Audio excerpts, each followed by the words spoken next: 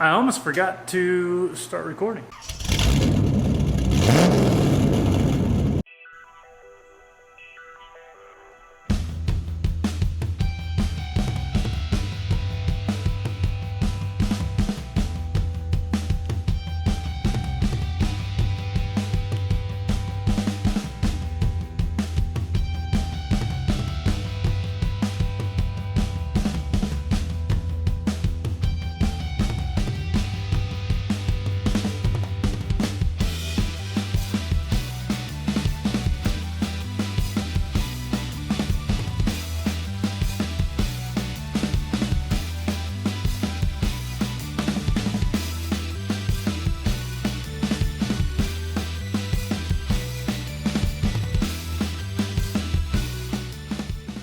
I've got some stuff set up over there. We got the gas door, the inspection lids, and the front valence panels. A buddy of mine actually came through pretty big. He has a new old stock centerpiece. So remember this piece? We said it was too far gone. It is too far gone. And luckily for me, I have a buddy of mine who's going to ship me a new old stock one. So a friend that I work with, me and him talk Datsun stuff back and forth. He's got one sitting in his garage that he's not going to use. Good for me, good for the project. He's gonna ship it over here and then we should have that in a couple days and we'll start sanding and prepping that one. But in the meantime, we have the left and right valence panels, the inspection lids, the gas door ready to go. I went ahead and mixed up one more coat because I didn't like the coverage on the inside of the fenders. One more coat of epoxy primer to put on the inside, and I've decided while I've got them hanging up in this kind of condition, what I'm going to go ahead and do is base and clear the inside of them. That way they're fully protected. There's no potential corrosion in the future on the inside. Normally this wouldn't really matter. 3 coats of epoxy is plenty. If you want to leave it at 3 coats of epoxy, that is fine, but I like overkill. So I've got some extra base coat. I would like to have them, I just like when things have clear on top of them. Whether it be a single stage or a base clear, I like the touch and the feel of a clear coat on something. I don't like to leave stuff in epoxy primer or bare primer. That's bad news for what I'm doing, right? What you're doing in your project may differ, but I've been there, done that, and I like things on top of primer. So we're gonna do probably 1 coat, maybe 2 of base, and then probably just 1 or 2 coats of clear. We don't need to smack the clear on it and build it up and buff it out and all that stuff. It's just the inside of a fender that you're never going to see. I just want it fully protected from corrosion in the future, so we're gonna get busy doing that. I've got some parts hanging up over here. I've already DA sanded them with 80 grit sandpaper. We've stripped them, done all that stuff, scuffed them up, and wax and grease remove. We use the solvent base. Again, the solvent picks up all the waxes and greases that we are familiar with. The Waterborne picks up all the oils and greases from you, be your fingertips, your sweat, and things of that nature. So those are gonna wait 60 minutes to evaporate. I've already wiped them off, cleaned them up, and then I blow them out with air just to help the evaporation process. But then I still wait 60 minutes before I slap any epoxy on that as well. So we're gonna continue with the base clear on the inner side of the fenders. That's the introduction for today. Welcome to day 10 of the paint and body work on the Datsun 280Z. Enjoy.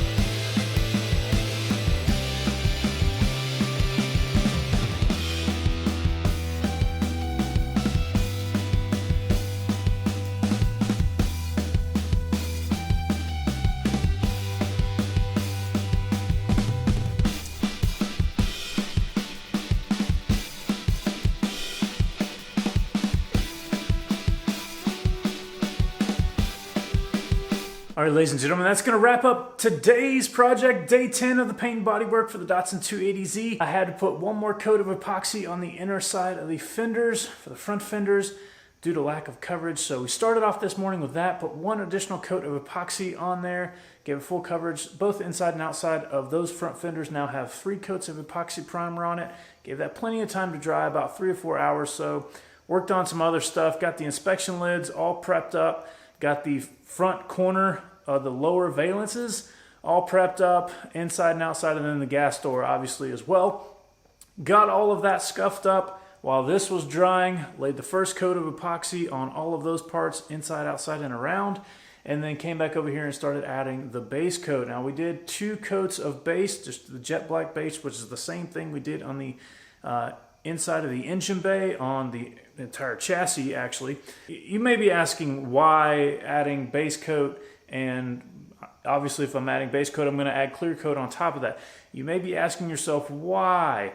So the goal in any restoration or rebuild is to not only replicate what the manufacturer did and restore it back to original condition, but in some instances when you have the ability to make it better than factory, better than OEM, you do so. And that's kind of one of the issues here.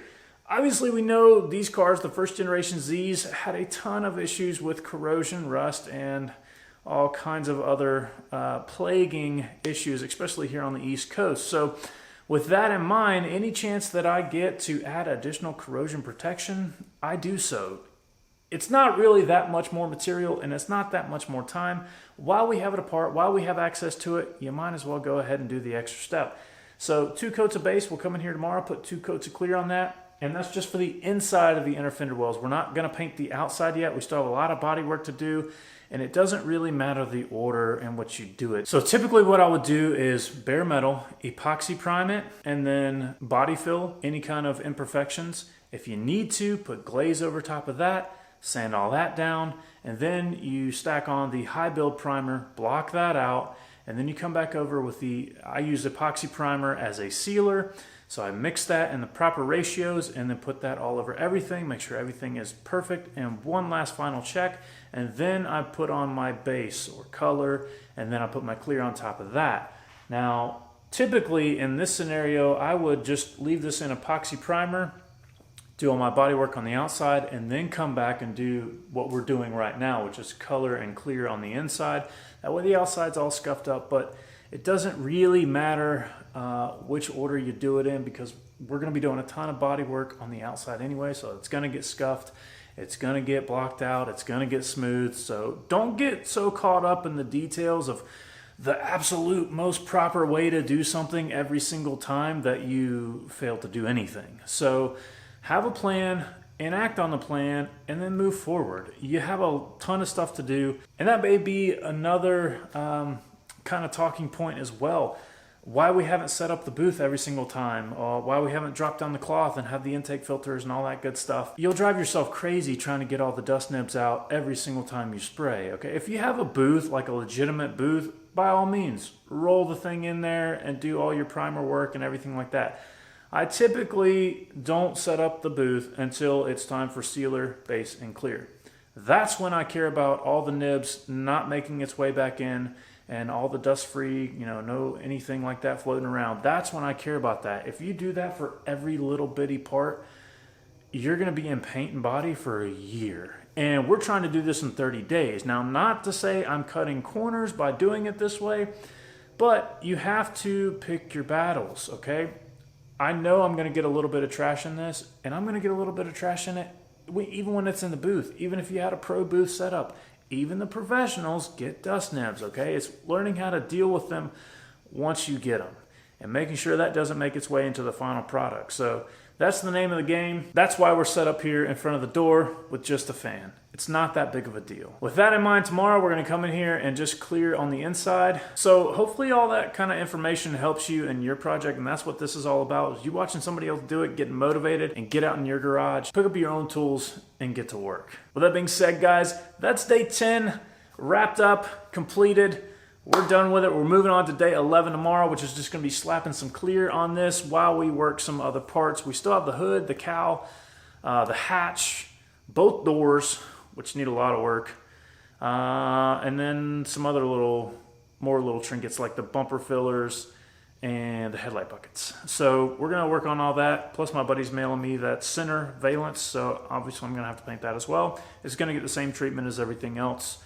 So day 10's a close. I'll see you guys tomorrow on day 11. If you like this stuff, click that thumbs up button. If you have any questions, leave a comment below. I will respond. I do respond to everybody that leaves a comment. So if you do have any questions, please feel free to ask them in the comment section below. If you haven't done so already, please consider subscribing. Turn on that bell notification. That way you get notified just as soon as I post the next episode. I appreciate it as always. And until next time, thanks for watching this one.